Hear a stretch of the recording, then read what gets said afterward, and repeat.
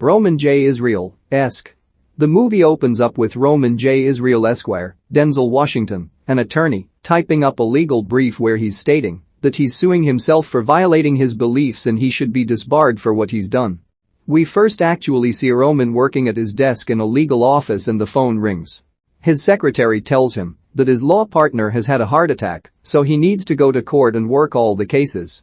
She specifically tells him to just ask for continuances due to the health emergency.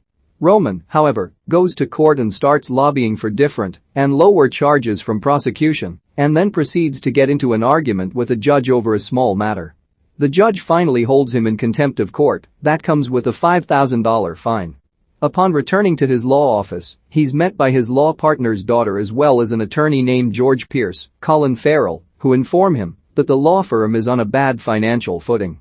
They tell Roman he's going to be able to finish up some of the current cases, but that the future of the office doesn't look good. From pictures in his home and from the law office it's clear that Roman was very active in the civil rights era of the 60s, and his law firm was very instrumental during that time as well as afterward. Roman is invited by Maya to speak in front of a group of young protesters to give them legal advice on what to do if they're arrested and just general legal advice for protesters. While giving the speech, Roman notices that some of the women are standing and the men are sitting, and he asks why that is. The women tell him that's sexist and gendered, and he insists that it's polite and that chivalry should still be a part of social justice. He ends up getting into a nasty verbal altercation with the woman and walks out. Maya chases him out onto the street, where they find a homeless man laying on the street. They try to see if he's breathing, and the cops pull up.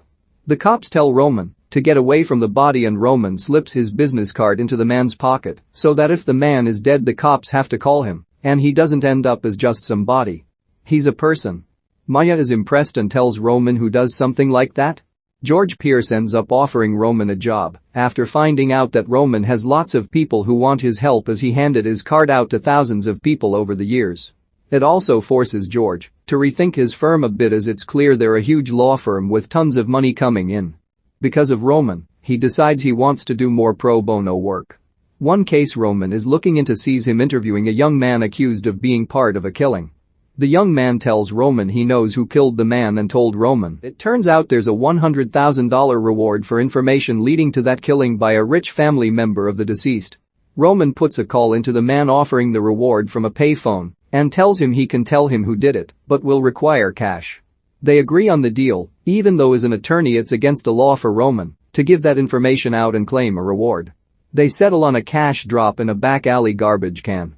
Roman gets the money home, and it becomes clear from his discussions with Maya and after the blow-up at the protest lecture that he's tired of doing work for the ungrateful and not being compensated as much as many of his fellow lawyers.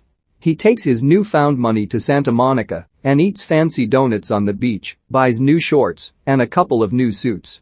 He looks content with his new outlook on things. He also decides to rent an expensive high-rise apartment near the beach.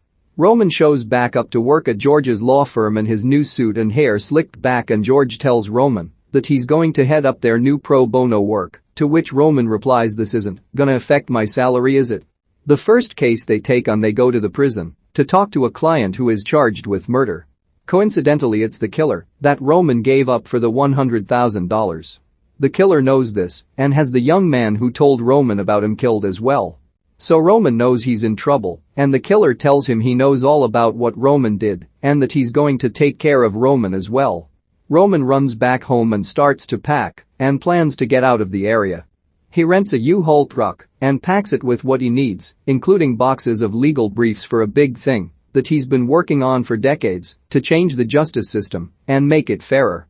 It's something he's been telling George about as well, and Roman carries those papers with him every day in his big briefcase. Roman drives out to the desert, where he thinks people are trying to kill him or after him, but it turns out they're just kids speeding by. Roman gets a call from Maya in the desert and realizes he has to come back and has to be someone who fights for social justice, not just some high-paid attorney. So he returns to the city. He talks with George for a minute about what he wants to do and then starts to walk down the street. George sees that a man is following Roman, so George starts to follow them both. The man walks up behind Roman and we hear a gunshot. Next, we see Roman's briefcase laying on the ground. It's assumed he's been shot and killed, although we don't actually see his body.